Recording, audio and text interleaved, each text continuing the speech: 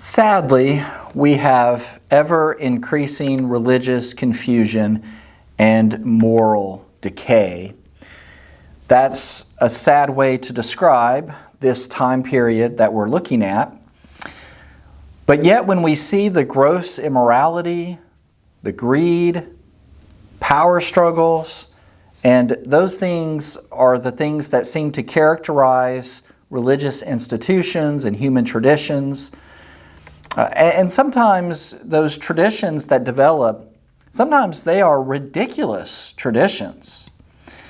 But these things become the law of the land and ingrained in society and religion and church leadership.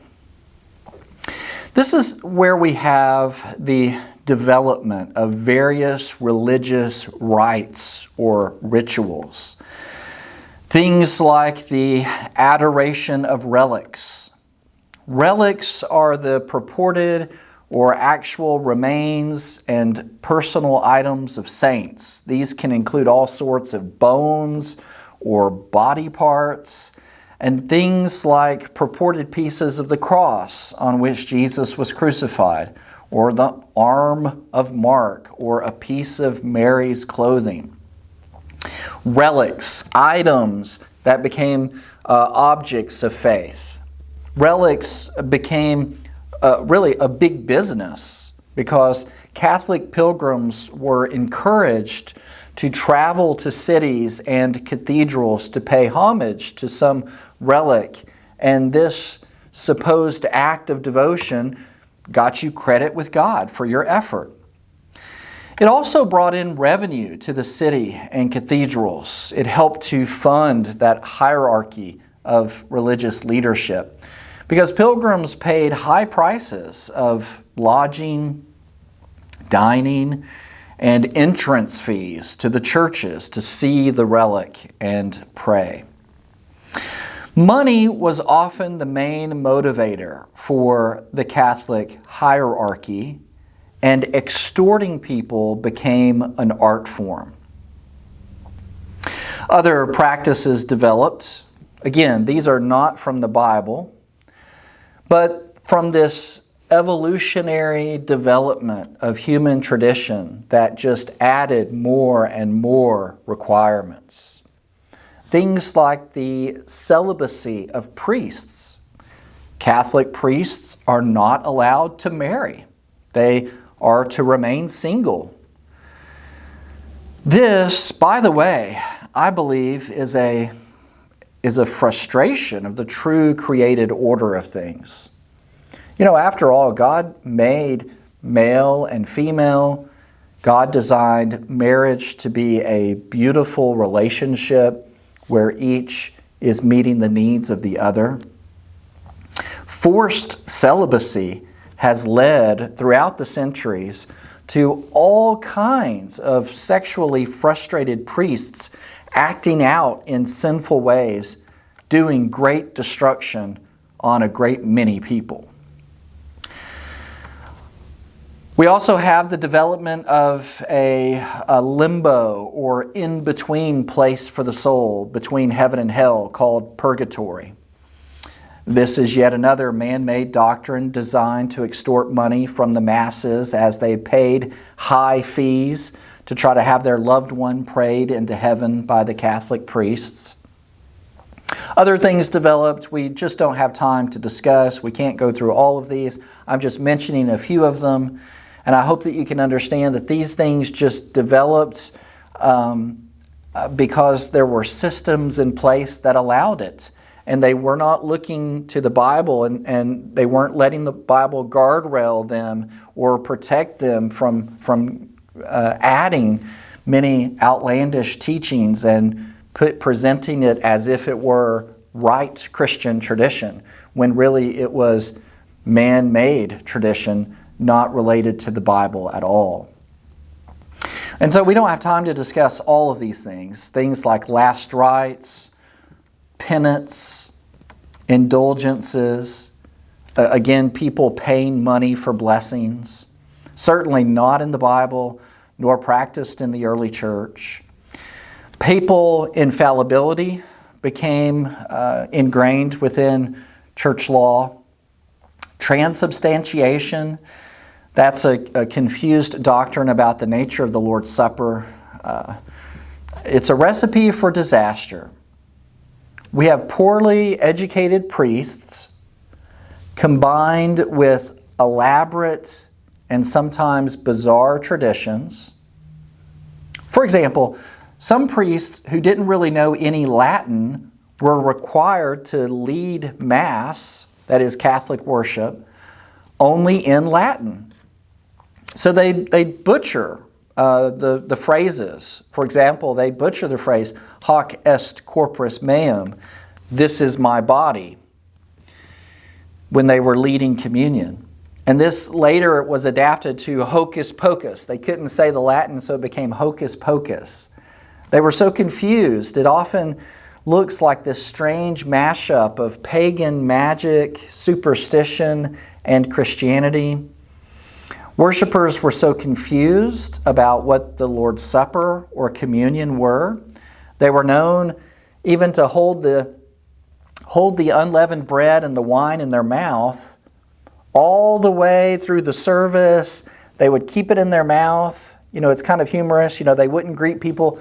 They would rush home right when the service ended. They would keep it in their mouth until they got home so they could spit it into their garden because they thought it had magical properties and would help their harvest. Such was the depth of confusion and distance from the true teachings of Scripture. We think of what the Bible says, the warning that we have in Scripture. We must pay much closer attention to what we have heard, lest we drift away from it. How shall we escape if we neglect such a great salvation? Hebrews chapter 2, verses 1 through 3. A drifting away. It's gradual, but it happens over time. And that's what we have occurring here in the Middle Ages. Think also of the fact that what the phenomenon we have happening here, we could call the echo chamber effect. The echo chamber effect. The echo chamber effect means that, information can come from many different sources and perspectives, but when you are only hearing the same perspectives and opinions over and over again, you may be in something called an echo chamber. An echo chamber is an environment where a person only encounters information or opinions that reflect and reinforce their own. They're not given access to any other kind of opinion or any other kind of perspective. It's locked into a very narrow way of thinking. Echo chambers can create misinformation. And then there's no corrective to it because the misinformation just gets repeated and reinforced over and over again. And it can distort a person's perspective so that they have difficulty considering opposing viewpoints and discussing complicated topics. Echo chambers are fueled in part by confirmation bias. Confirmation bias, which is the tendency to favor information that reinforces existing beliefs. And I really think that's what you have going on a very large scale in Western Europe, is this big echo chamber where these traditions of men, sometimes very ridiculous traditions, that you may look at and say, well, that just seems so odd that no one with common sense would follow that. But the echo chamber, if you're told that and presented that over and over, even absurd things you may come to believe are true. Here again, we think of the warning of Scripture, don't we? See to it that no one takes you captive through philosophy and empty deception, according to the tradition of men, rather than according to Christ. Colossians 2 and verse 8. Wow, what a powerful passage. What a relevant passage, I think, as we are considering this time period and the gradual drifting away further and further from Scripture and from the way of Christ. Lastly, I do want to mention two other elements of this time period indicative of the Roman Catholic Church. First is the rise of monasticism. Monasticism is an institutionalized religious practice whose members attempt to live by a rule that requires works that go beyond those of ordinary Christians. Commonly celibate and universally ascetic, the monastic individual separates himself from society. This is often a retreat to a monastery, we flee to these monasteries, really thick walls. We cloister ourselves away from society. We disconnect from the culture. And these monasteries, perhaps located in remote and desolate areas where a monk may become a hermit or a religious recluse.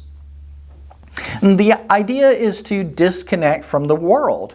And you go behind these thick walls in the monastery and you live a strict life of ritual.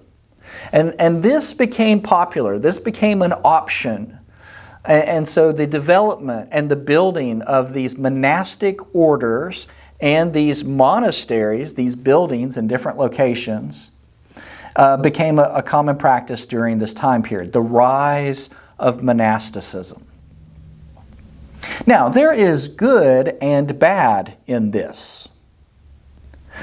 The bad is that Christ called us not to hide away or retreat from the world, but to be in the world as a positive, righteous influence like salt and light. The good is that they became the keepers of the manuscripts. What I mean is that the monasteries were often isolated, dry, seldom visited, but well-maintained structures.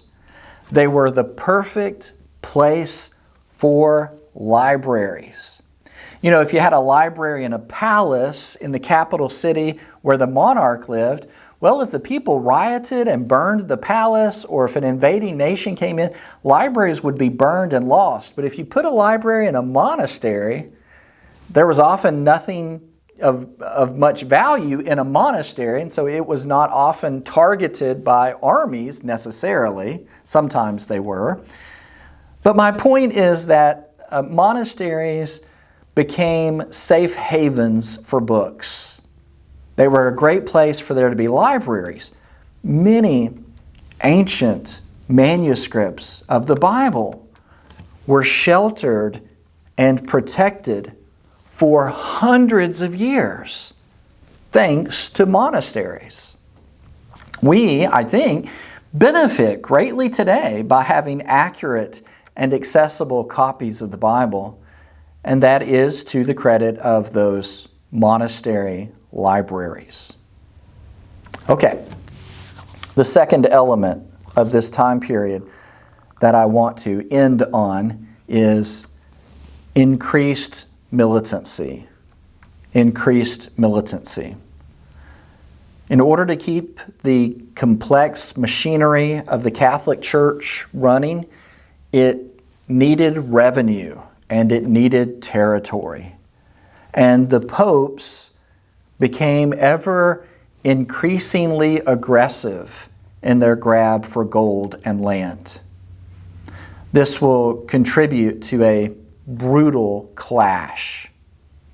Maybe you've heard the expression, what happens when an immovable object meets an unstoppable force? Well, what happens when the immovable object of Catholicism meets the unstoppable force of the Muslims? Well, we're going to find out next time as we study the Crusades.